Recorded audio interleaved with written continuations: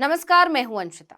देखिए कि जिस दिन से हमास ने इजराइल पर हमला किया है, इजराइल की जनता, इजराइल के अखबार और इजराइल के संगठन प्रधानमंत्री बेंजामिन नेतन्याहू का इस्तीफा मांग रहे हैं कि बताइए ये हमला कैसे हुआ, किसने किया और आप रोक क्यों नहीं पाए। लेकिन 4.5 साल से ज्यादा समय बीत जाने के बाद भी मोदी से हिसाब मांगने वाला कोई नहीं है। वो 56 इंची छाती फुलाए विश्व गुरु बनते घूम रहे हैं। लेकिन अब सरकार के जवाब के इंतजार में बैठे पूर्व सैनिक और पीड़ितों के परिजन ने ऐलान कर दिया है कि अब वो मोदी की बखिया उधेड़ेंगे।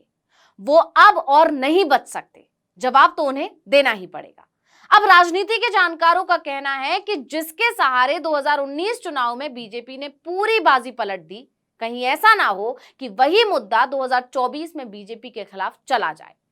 यानी सत्यपाल मलिक के खुलासे ने पुलवामा हमले के मामले को बीजेपी के गले की फांस बना दिया है कि पुलवामा वीर सैनिकों को लेकर मोदी सरकार की लापरवाहियों का नतीजा था। आपको याद होगा, अप्रैल महीने में बीजेपी नेता और पूर्व राज्यपाल ने सरकार पर गंभीर आरोप लगाए थे और पुलवामा को साजिश बताया था। इसके बाद से ही मोदी सरकार सवालों में घिरी हुई है। विपक्ष ही नहीं, आम जनता भी मोदी सरकार से सवाल कर रही है, क्योंकि ये आरोप विपक्ष या विरोधी ने नहीं बल्कि खुद बीजेपी नेता ने ही लगाए थे, और मामूली नेता ने नहीं, जो उस समय जम्मू कश्मीर के सबसे ऊंचे संवैधानिक ओहदे पर बैठे हुए थे, और उन्होंने ही मोदी को सबसे पहले इस हमले की खबर दी थी। हालांकि सरकार इससे बचने की खूब कोशिश कर रही है, लेकिन यह मुद्दा अब सरकार का पीछा नहीं छोड़ रहा, क्योंकि पूर्व अर्धसैनिक बल कल्याण संगठन का परिसंघ अगले महीने दिल्ली में एक विरोध मार्च आयोजित करने की योजना बना रहा है। उसकी मांग है कि नरेंद्र मोदी सरकार पुलवामा आतंकी हमले पर श्वेत पत्र जारी करे और फरवरी 2019 में कश्मीर में 40 सीआरपीएफ जवानों की जिंदगी से खिलवाड़ पर चूक की जवाबदेही तय करे। एसोसिएशन के राष्ट्रीय समन्वयक रणवीर सिंह ने अपने प्रदर्शन को लेकर कहा कि 26 नवंबर संविधान दिवस के दिन विरोध मार्च आयोजित करने की योजना है। इसमें जवानों के परिवार को भी शामिल किया जा सकता है। उन्होंने कहा कि हम आतंकी हमले में जान गंवाने वाले 40 सीआरपीएफ जवानों की पत्नियों और परिवार के सदस्यों को लाने की योजना बना रहे हैं। पुलवामा हमले को 4 साल से ज्यादा समय हो गया है और सरकार ने अब तक कोई जवाब नहीं दिया है। मोदी सरकार उन अधिकारियों पर जवाबदेही और जिम्मेदारी तय करने में फेल रही है जिनकी गलती की वजह से हमारे जवान मारे गए। जरा सोचिए, अगर शहीदों के परिवार वाले दिल्ली के जंतर मंतर या रामलीला मैदान में मोदी की बखिया उधेड़ने लगे तो क्या होगा। रणवीर सिंह ने कहा कि देश की सत्ता में बैठी मोदी सरकार सिर्फ चुनावों के दौरान राष्ट्रवाद का मुद्दा उठाती है, तभी तो सरकार अभी तक नहीं बता पाई कि आखिर 40 सीआरपीएफ जवानों की जान क्यों गई। 40 सीआरपीएफ जवानों के परिवारों को यह जानने का पूरा अधिकार है कि खुफिया रिपोर्ट्स की तामील में लापरवाही के लिए कौन जिम्मेदार था, जो हमारे जवानों के लिए घातक साबित हुई। अब मोदी इसका जवाब देने को तैयार नहीं है, क्योंकि चुनाव जीतना ही उनकी एकमात्र प्राथमिकता है।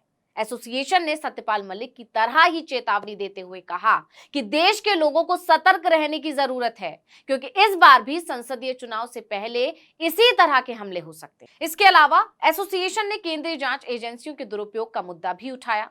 उन्होंने आरोप लगाया कि मोदी सरकार जिम्मेदारी तय करने के बजाय केंद्रीय जांच एजेंसियों के सहारे उन लोगों को चुप कराने की कोशिश कर रही है जो उनसे जवाबदेही की मांग कर रहे हैं। मतलब सरकार डरा धमकाकर इस मुद्दे को दबाना चाहती है।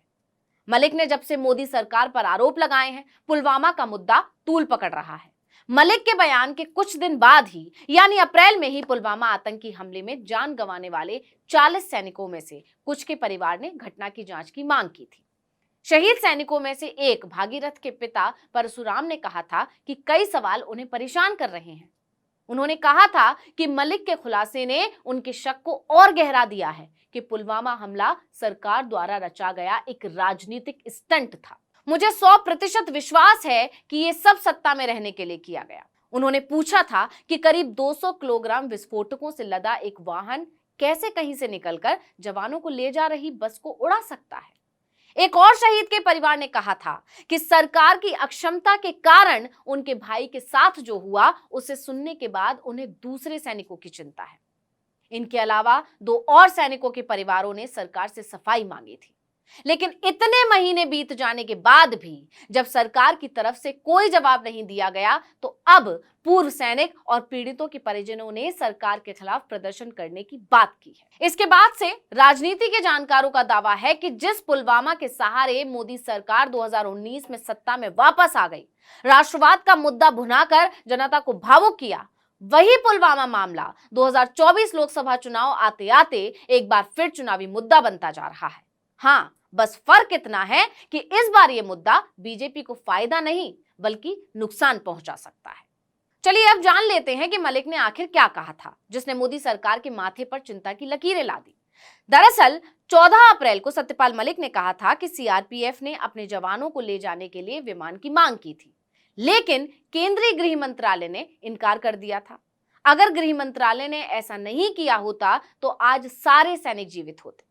सत्यपाल मलिक ने यह कहकर मोदी सरकार को बुरी तरह बेइज्जत कर दिया था कि अगर गृह मंत्रालय ने राज्यपाल के तौर पर उनसे कहा होता तो वो खुद इसका बंदोबस्त कर देते। इतना ही नहीं, मलिक ने कहा था कि रास्ते में प्रभावी ढंग से सुरक्षा इंतजाम नहीं किया गया था। लेकिन सबसे बड़ा हंगामा इस पर खड़ा हुआ कि जब उन्होंने इन सभी लापरवाहियों को सीधे मोदी के सामने उठाया तो प्रधानमंत्री ने उनसे इस बारे में चुप रहने और किसी को ना बताने को कहा। मोदी के भरोसेमंद और राष्ट्रीय सुरक्षा सलाहकार अजीत डोभाल ने भी उन्हें चुप रहने और इस बारे में बात ना करने के लिए कहा था। मलिक को सरकार के खिलाफ बयान देने का हर्जाना भुगतना पड़ा और सीबीआई ने स्वास्थ्य बीमा घोटाले के संबंध में पूछताछ के लिए उन्हें समन जारी कर दिया। लेकिन हैरानी की बात यह भी है कि मलिक ने देश के 40 वीर जवानों की शहादत को लेकर इतने गंभीर आरोप लगाए और ना प्रधानमंत्री कुछ बोलते हैं, ना गृह मंत्री और ना ही राष्ट्रीय सुरक्षा सलाहकार। ऐसा लगता है जैसे उन्हें इस शहादत से कोई फर्क ही नहीं पड़ता। जांच और जवाबदेही तय करना तो बहुत दूर की बात है, मलिक के इस खुलासे ने सरकार के खिलाफ एक ऐसा माहौल बना दिया है जो चुनाव तक जारी रहा तो मोदी के लिए मुश्किल खड़ी हो सकती है, क्योंकि अब पूर्व सैनिक और पीड़ितों के परिजनों के सब्र का बांध टूट गया है। इसलिए उन्होंने चेतावनी दे दी है कि सरकार को जवाब तो देना पड़ेगा, उसके लिए चाहे सड़क पर क्यों ना उतरना पड़े। तो इस वीडियो में इतना ही। आपसे अनुरोध है कि यूट्यूब पर हमारे चैनल आर्टिकल 19 इंडिया को सब्सक्राइब कीजिए, फेसबुक पर लाइक कीजिए, कमेंट करके बताइए आपको हमारा ये वीडियो कैसा लगा। आने वाले दिनों में हम और किन मुद्दों पर वीडियो बनाएं ये भी जरूर बताइएगा। ट्विटर हैंडल है article19_India, इसे भी फॉलो कर लीजिए। नमस्कार।